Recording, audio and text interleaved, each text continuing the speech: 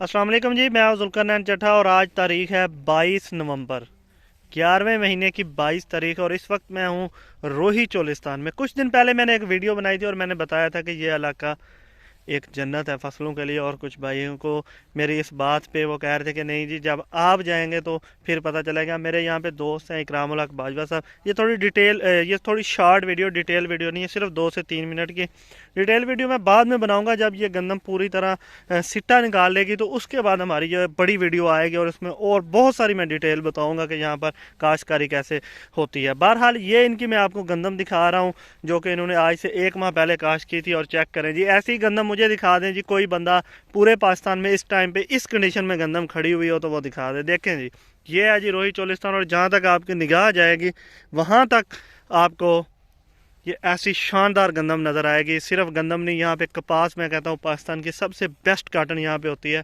और ये देखें जी, इंतहाई शानदार गंदम। जितनी मेहनत कोई करेगा वो अपने लिए उतनी ज़्यादा रोज़ी यहाँ से कमा सकता है। रोही चोलिस्तान, फसलों के लिए जन्नत, पाकिस्तान। अल्लाह हाफिज़।